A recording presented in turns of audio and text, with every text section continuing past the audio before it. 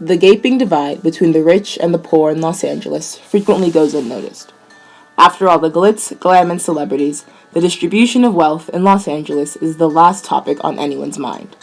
However, thinking critically on how the economics of the city is vastly polarized and all-around exploitative sheds light on how Los Angeles is not just a city with the wealth problem, but rather a microcosm of neocolonialism. Looking at the two most contrasting neighborhoods of the city, Beverly Hills and South Central, it is clear that each group of residents leads starkly different lives. Residents of Beverly Hills spend almost 7 figures a year on cars and other luxury goods, while residents of South Central hardly have enough wealth to pay rent. According to CurbedLA.com, the median price for a home in South Central is $220,000. In contrast, the average price of a home in Beverly Hills is $2.8 million and rising. Considering that in Los Angeles, nearly half of all property taxes go towards funding public education, Beverly Hills, with its own unified school district, receives millions of dollars in public educational funds, while South Central schools receive hardly any. South Central high schools rarely have enough money for each of their students to have their own textbook, while Beverly Hills High School on Wilshire Boulevard has fitted each incoming freshman with a brand new 64-gigabyte iPad. The effects of these economic disproportionalities result in Beverly Hills students being set up for success from the jump, while students who live and learn in South Central have to struggle to keep up. But what driving forces keep these startling disparities alive? Some may call it survival of the fittest, others may call it simple economics. But after listening carefully to these actual voices of residents and tourists living on both sides of the economic divide, you decide for yourself.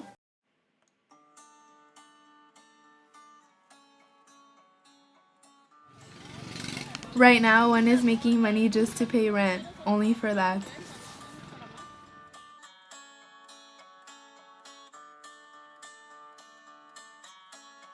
Yes.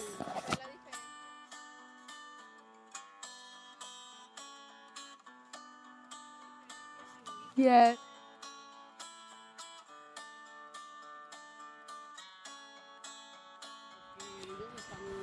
Oh no, they're well off. You work for them and they pay you a misery. And I worked over there for a man in the area of Beverly Hills. They pay a misery and they pay you what they want. You work 10 hours, 12 hours, and they don't pay you what they're supposed to. One man paid me around $5 an hour.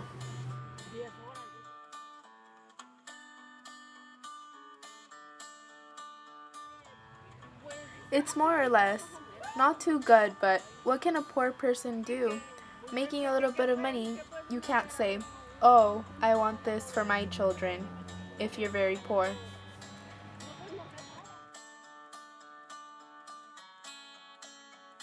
You got so many people in the schoolhouse that doesn't really care. They just go for a check, you know? They don't care about the kids. They just feel, oh, okay, well, they get up every day and go to school, so, oh, well, they don't learn, they do, you know? And the problem is we don't have a lot of people that care, you know?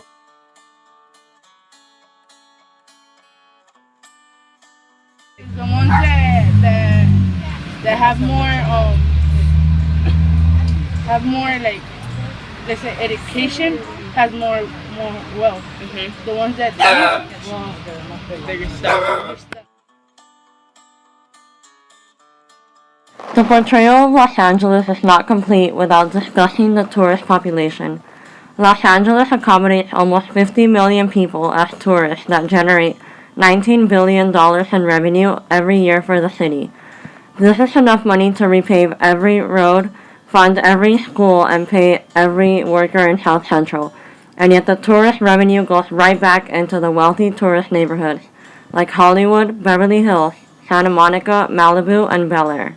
This makes wealth in Los Angeles static and traps the money poor people need and work for in richer hands. The tourists, blinded by the glitz and glamour often portrayed in the image of Los Angeles, are unaware of the inequality that is present.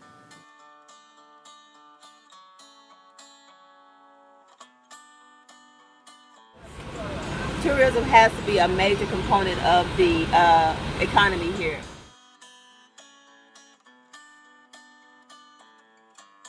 Anything? Being a tourist, I'm not sure because I haven't ventured out to see all of those areas. Honey, I'm in the high end, so I'm dealing with the high end.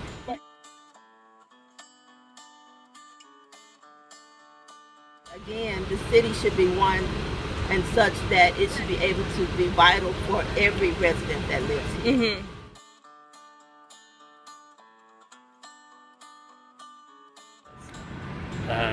Money.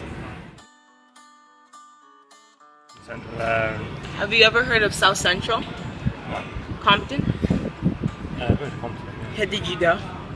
No. No. Have you been to Watts yet? No. No, you haven't.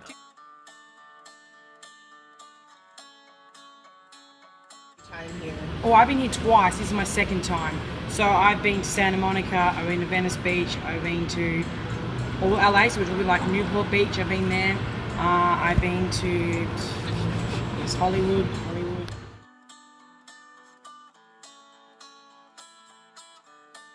Never been there. Never no. been. Okay. Sorry. Is there a reason for that, or? I was told not to go there. Really? In Compton, you're not supposed to go. There's a song about it, right? Wow. This is, Okay.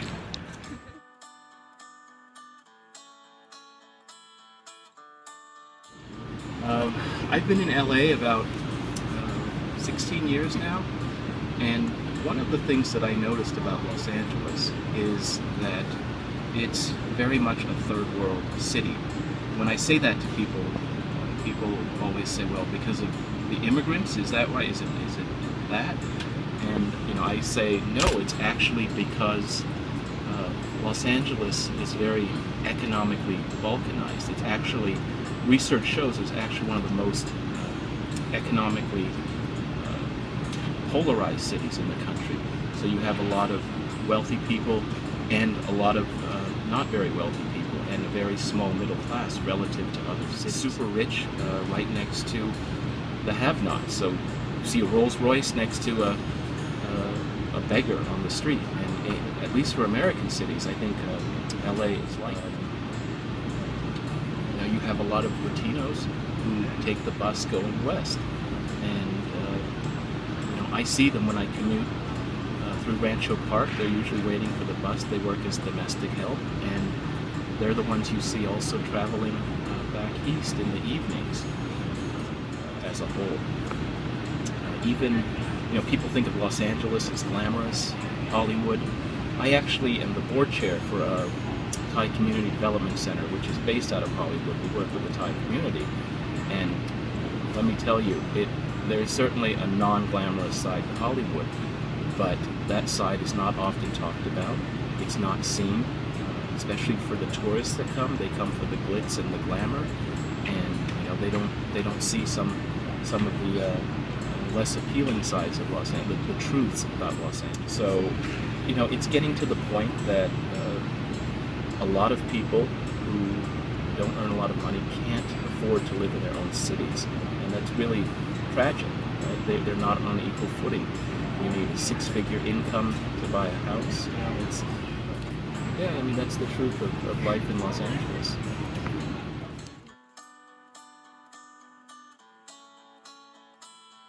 Despite the fact that colonial rule ended almost 70 years ago, Los Angeles is still post-colonial and is no different than Antigua as it was portrayed in Jamaica Kincaid's A Small Place. Los Angeles and Antigua both have a struggling native underclass that can hardly provide for themselves. In both places, tourists stay close to the glassy blue waters and white sandy beaches, and never venture deeper into the less picturesque parts of Antigua and Los Angeles. Due to this, images of Los Angeles in the media and film that excludes South Central and other areas like it serve as a form of Orientalism, where the reality of Los Angeles and all its problems cannot manage to define itself. So Los Angeles constructs false, stereotypical images of wealth, entertainment, and opulence in order to define itself. I'm ballin', I have a song on you. Watch out, oh watch out, oh watch out, yeah. That's my shot, that's my shot, that's my shot, yeah. I'm spending on my fucking pay.